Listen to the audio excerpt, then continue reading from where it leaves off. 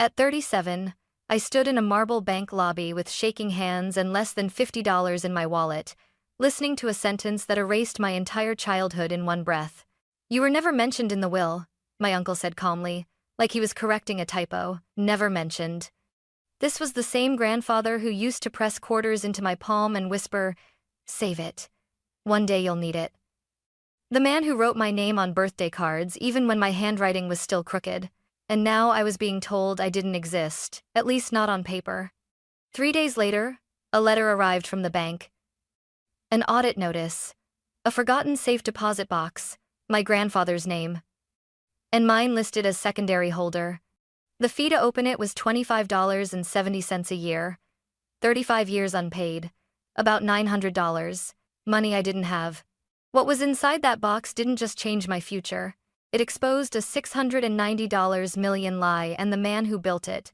My Uncle Richard chose the smallest conference room at the law office, the one with no windows. I remember thinking it felt intentional, like he didn't want daylight anywhere near what he was about to say. He sat across from me with his hands folded, expensive watch catching the overhead light every time he moved. Calm, polished, patient in the way people are when they believe they've already won. "You were never mentioned in the will," he said. "Not I'm sorry. Not this must be hard. Just a statement. Clean, final." I blinked, waiting for the rest of the sentence. Surely there was more. A footnote. An explanation. Something that would make it make sense. But Richard leaned back in his chair, already done. I stared at the papers spread out on the table. Legal language. Paragraphs I didn't understand. My grandfather's name typed again and again, as if repetition could replace his voice. "That can't be right," I said quietly.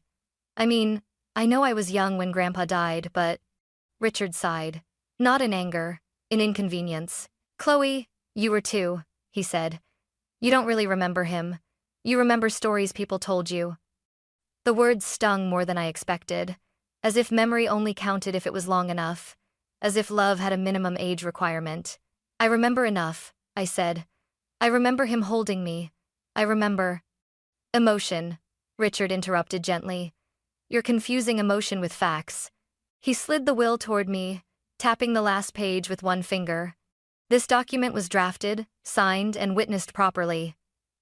The company, the properties, the investments, they were all left to me. There are no other beneficiaries." I looked at the signature at the bottom. It was shaky, smaller than the one I'd seen on old birthday cards my mom kept in a shoebox. "Grandpa was sick," I said. "He was on medication." Richard's jaw tightened, just for a moment. "He was lucid," he replied, "and very clear about his wishes." Clear. I felt heat rise in my chest. "So that's it? I just don't matter?" "That's not what I said," he replied smoothly. "This isn't personal, it's legal." Legal. The word landed heavy. I thought of my mom crying at the kitchen table when the funeral bills came in, of how Richard had promised to take care of everything, of how the company my grandfather built with his own hands somehow slipped entirely into one person's control. "And what about my mother?" I asked. "His daughter?" Richard avoided my eyes this time. "She wasn't mentioned either." The silence that followed felt thick, suffocating. He closed the folder, signaling the end of the conversation. "I know this is disappointing, Chloe, but dragging this out won't help anyone." I stood up slowly, my legs unsteady. "You're sure there's nothing else?" I asked. "No accounts, no letters, no..." "No," he said firmly. "There's nothing." As I walked out of the room, I realized something that made my stomach drop. Richard wasn't just confident, he was relieved. And for the first time, a quiet, terrifying thought formed in my mind. If he was lying, then he had been lying for a very long time. 3 months before that meeting, I still believed my life was uncomfortable but stable. I had a job coordinating operations for a mid-sized logistics firm. It wasn't glamorous, but it paid the bills. I told myself that was enough. Then one Friday afternoon, my manager called me into a glass-walled office and smiled the kind of smile people practice in HR training videos. "Restructuring," he said. "Nothing personal." By Monday, my work email was deactivated. By the end of the week, so was my health insurance. At 37, I learned how fast stability can disappear. I burned through my savings faster than I want to admit. Rent came first, groceries second. Everything else became optional. I sold my car because the payments were too much. Then the laptop I'd bought for work. Then a necklace my mom gave me years ago, the one thing I swore I'd never pawn. Each sale felt temporary, just until I got back on my feet. But the calls didn't come. Interviews blurred together. You're overqualified. We're going in a different direction. We'll keep your resume on file. By the time I walked out of my uncle's lawyer's office, my checking account was down to double digits.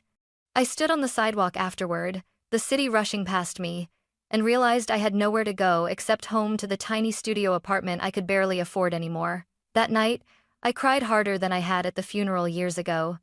Not because of the money, because being broke was one thing. Being told you never mattered? That was something else entirely. 3 days later, the bank letter arrived. It was wedged between a past-due electricity notice and a flyer advertising fast cash loans, no credit required. I almost tossed it without opening it. I was tired of envelopes, tired of bad news. But the return address caught my eye. Harrison and Cole National Bank. I sat down on the floor and tore it open. The words safe deposit box audit didn't mean much at first. Then I saw the name. Walter Harris. My grandfather. My heart started pounding so hard I had to read the letter twice. According to their records, a safe deposit box opened 35 years ago had gone untouched.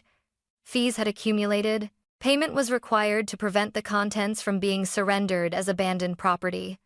At the bottom, in smaller print, was a line that made my breath catch. Secondary holder, Chloe Harris. I stared at my name until the letters blurred. Richard had looked me in the eye and said there was nothing. No accounts. No letters. No anything. And yet here it was. A box no one had mentioned. A box with my name on it. I picked up my phone and dialed the bank before I could talk myself out of it. When the woman on the line told me the total fee, $25.70 per year, 35 years unpaid, roughly $900, I laughed. Not because it was funny, because I had exactly $41 in my wallet. I hung up and sat there in silence, the letter shaking in my hands. If Richard was telling the truth, the box would be empty, worthless, a dead end. But if he wasn't, then whatever was inside had been hidden from me on purpose. And for the first time since losing my job, I felt something stir beneath the fear and exhaustion. Not hope. Suspicion. The next morning, I counted my money 3 times, like the number might change if I stared at it hard enough. $41. That was everything I had to my name. I sat at my small kitchen table, the bank letters spread out in front of me, doing the math over and over. $25.70 a year. 35 years. Just under $900. It wasn't a fortune. It wasn't even close. But it might as well have been $9 million.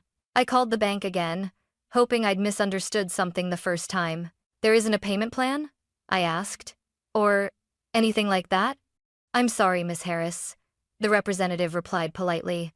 The full balance must be paid before the box can be accessed. Of course it did. I hung up and stared at the wall, my thoughts racing. I could ask my friends, but most of them were barely getting by themselves. My mom had passed years ago. Richard was out of the question. For a brief, humiliating moment, I even opened a payday loan website. The interest rates made my stomach turn. Borrowing money to maybe discover nothing inside a box felt reckless, desperate, and I was desperate but not careless. By that afternoon, I had made a decision. If that box was the only thing my grandfather ever left with my name on it, then I wasn't letting it disappear without trying. I started selling what little I had left. I listed my old camera online first. It sold within hours for a fraction of what it was worth. Then my bookshelf.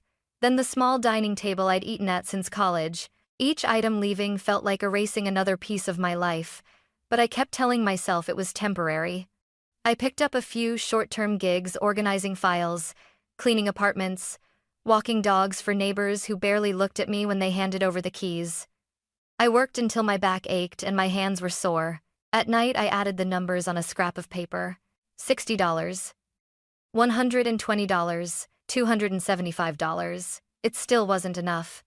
2 days later, exhausted and frustrated, I stood outside the bank anyway. I don't know what I expected. Mercy, maybe, or a miracle, but my legs carried me there before my brain could stop them.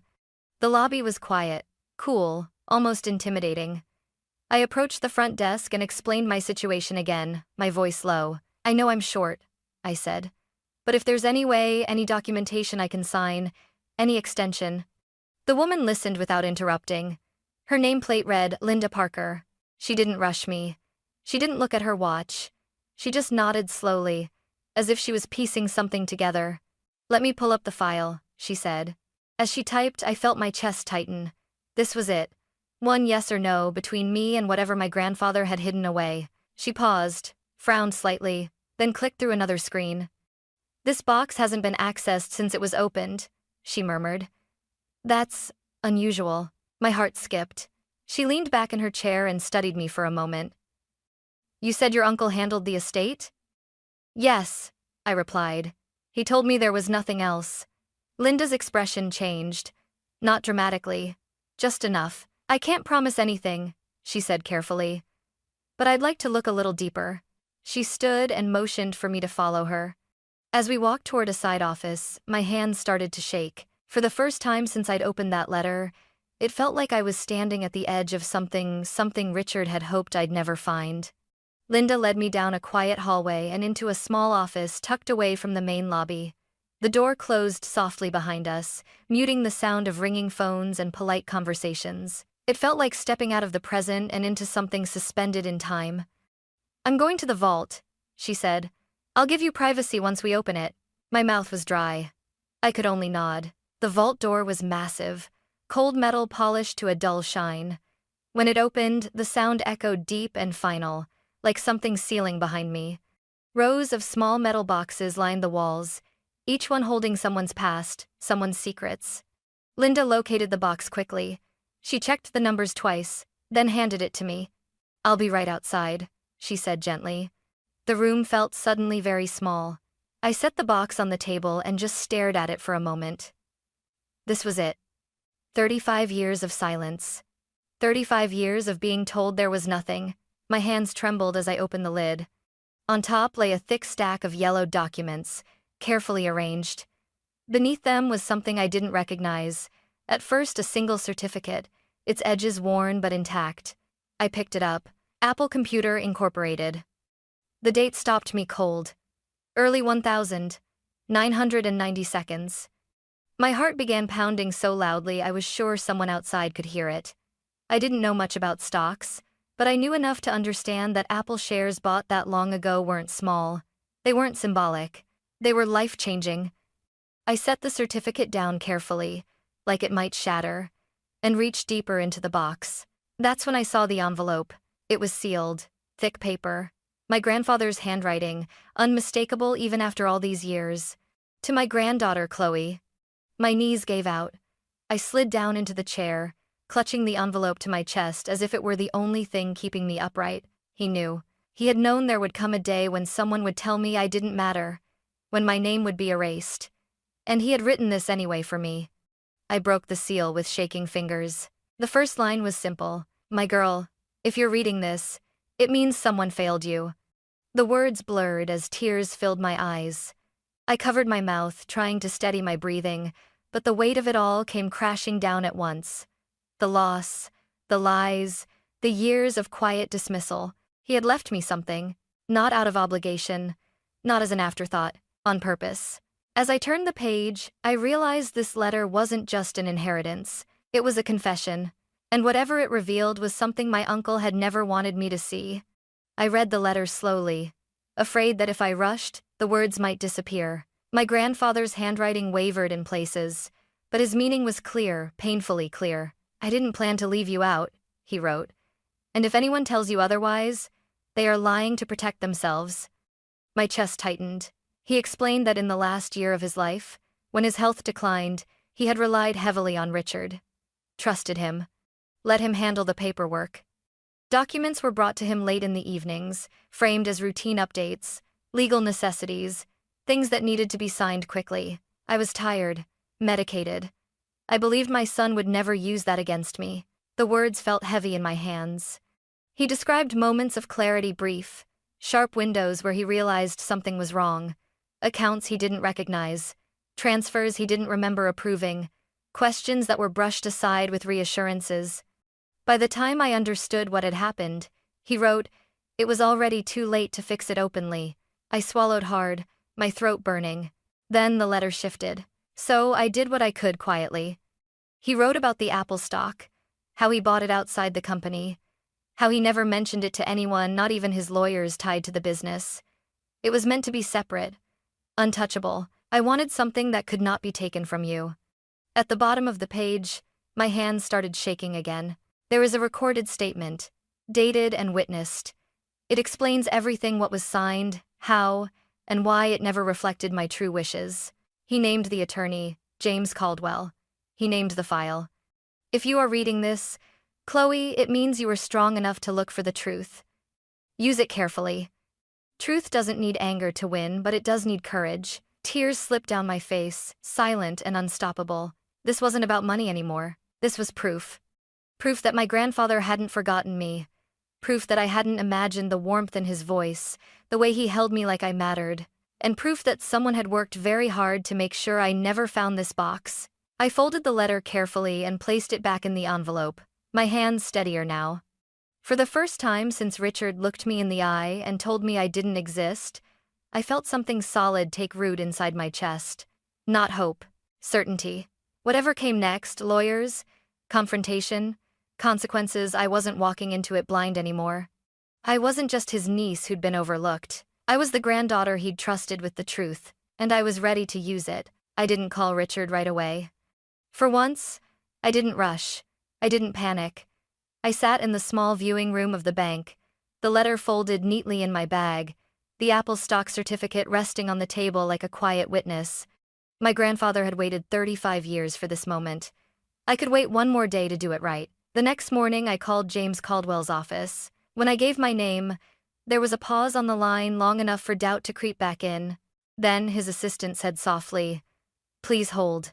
Mr. Caldwell will take this call himself." That was the first crack. When we met later that afternoon, James Caldwell didn't offer small talk. He closed the door, sat across from me, and stared at the letter for a long moment before he spoke. "I wondered when you'd find it," he said quietly. My heart slammed against my ribs. "You knew?" "I knew there was a chance," he replied. "Your grandfather was very careful in the end."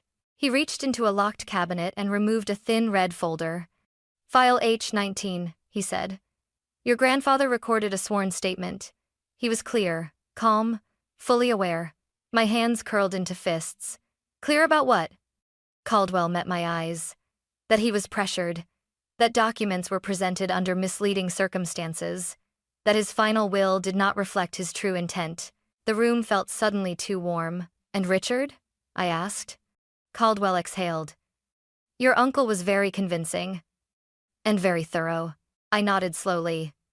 Then it's time he heard something convincing too. Richard didn't expect me to walk into his office. He looked up from his desk, irritation flashing across his face before surprise replaced it. "Chloe," he said, "this isn't appropriate." I closed the door behind me. Neither was lying to me. His jaw tightened. "I told you everything that mattered." I placed the copy of the Apple stock certificate on his desk. The color drained from his face. "What's this supposed to be?" he asked, though his voice had already lost its confidence. "My grandfather bought it in 1990, I said evenly. "Outside the company, outside your control." Richard stood up slowly. "You have no idea what you're talking about." I pulled the letter from my bag next. "This is addressed to me," I said, in his handwriting. Richard didn't touch it. He stared at it like it might explode. "You don't want to do this," he said finally. "You don't understand how much damage this could cause." I let out a short, humorless laugh. "You mean to you?" His voice sharpened. "You think one letter changes decades of legal work?" "No," I replied. "But the recording might." Silence fell between us, thick and heavy. "What recording?" he asked. "The one where he explains how you brought papers late at night," I said. "When he was medicated, when he trusted you." Richard's composure cracked. "That's absurd," he snapped. "There's no proof." "There is," I said. "And it's dated, witnessed, filed." For the first time since I'd known him, Richard looked scared. "You're making a mistake," he said quietly. "This doesn't end well for anyone." I leaned forward. "It already ended badly. I'm just telling the truth now." The mediation happened 2 weeks later. No shouting, no dramatics, just a long table, stacks of documents, and a recording played once, then twice. My grandfather's voice filled the room. Calm. Certain. "I did not intend to disinherit my granddaughter," he said in the recording. "Any document suggesting otherwise was signed under misunderstanding and undue influence." Richard stared at the table. His lawyers whispered urgently. Papers shuffled. The air shifted. This wasn't about emotion anymore. This was about evidence. By the end of the session, Richard's attorneys asked for a recess. By the end of the day, they asked for a settlement. Not because they were kind, because they were cornered. As I left the building, the weight I'd been carrying for years finally began to lift, not all at once, but enough for me to breathe. Richard didn't look at me when we passed in the hallway. For the first time, I didn't need him to, because the truth had spoken. And it had been louder than him. The settlement talks didn't end the story. They cracked it open. Once Richard's lawyers realized the recording was airtight, dated, witnessed, and supported by medical records, they stopped arguing about whether wrongdoing had happened and started negotiating how much damage could be contained. That was when I learned the full scale of the lie. Over the next several days, documents surfaced that had never been shown to me before. Valuations, sale agreements, offshore holding structures. The company my grandfather built with a single truck hadn't just grown, it had been quietly repositioned, packaged, and sold in pieces over decades. The final number landed like a physical blow: $690 million. That was the amount Richard had personally cleared through asset transfers, stock sales, and investment vehicles tied directly to the will he claimed was clean. Clean. James Caldwell slid the summary across the table to me. "This is what your grandfather was afraid of," he said. "Not just that you'd be cut out, but that the truth would be buried under complexity." I felt sick. Not because of the money. Because of the years. Years where my mother struggled. Years where I worked myself to exhaustion, believing I simply hadn't been wanted enough. Years where Richard sent polite holiday emails signed family first, knowing exactly what he'd done. When the second mediation session began, the room felt different. Richard wasn't confident anymore. He looked smaller somehow, older. His lawyers spoke for him now, carefully choosing words like misinterpretation, administrative oversight, unintended consequence. I listened without interrupting. Finally, the lead mediator turned to me. "Miss Harris, do you wish to respond?" I stood. "I don't want revenge," I said calmly. "I want the record corrected." Richard looked up sharply. "My grandfather didn't forget me," I continued. "He was misled, and that lie allowed nearly $700 million to change hands under false pretenses." The room went silent. "I won't be erased quietly," I said, "and I won't sign anything that pretends this was an accident." Richard's attorney leaned toward him, whispering urgently. Richard shook his head at first, then stopped. Something in him broke. "This will destroy my reputation," he said suddenly, his voice strained. "Do you know what you're asking?" I met his eyes. "No," I said. "I know what you took." That was the moment. The negotiations shifted completely. By the end of the week, the agreement included not just compensation, but formal legal acknowledgement of undue influence, amendments to public records, revisions to corporate filings, disclosures that could not be quietly sealed. Richard kept most of his wealth. But the lie didn't survive. Financial publications began asking questions, then auditors, then regulators. The story unraveled not explosively, but relentlessly, and every thread led back to one truth. I had never been forgotten. I had been deliberately excluded. When I walked out of the final meeting, the city felt louder, brighter. I stopped on the courthouse steps and let the air fill my lungs. For the first time in my adult life, I wasn't carrying someone else's version of my worth. The lie that built a $690 million empire was collapsing. And I didn't have to push. All I did was refuse to disappear. When everything was finalized, people expected me to celebrate. Friends asked if I was going to finally live large. Strangers, once the story leaked, assumed I'd walked away with some dramatic fortune, that my life had flipped overnight from struggle to luxury. It hadn't. What I gained wasn't sudden wealth. It was something quieter, heavier, truer. I received a structured settlement, carefully designed through the court to restore what should never have been taken and to protect me from becoming another headline. Most of the Apple stock was placed into a trust. I kept one original share certificate, framed on the wall of my new apartment, not because of what it's worth, because of what it represents. I used part of the money to pay off my debts. No more overdue notices, no more calculating groceries in my head. I went back to school part-time, something I'd always postponed because survival came first. I also set up a small legal fund in my grandfather's name for people who were told, like I was, that they didn't matter because paperwork said so. James Caldwell told me once, quietly, "Your grandfather didn't just plan for justice, he planned for you." I think about that often. Richard never apologized. He didn't need to. The truth followed him everywhere after that, into boardrooms, into interviews, into every conversation where his name came up with a pause afterward. As for me, I stopped flinching when people talked about family, about inheritance, about legacy, because I finally understood mine. My grandfather didn't leave me millions to spend. He left me proof. Proof that love can be patient. That truth can wait decades and still arrive intact. And that even when the world tells you that you were never mentioned, never chosen, never counted, someone, somewhere, remembered your name. And sometimes, that is worth more than $690 million.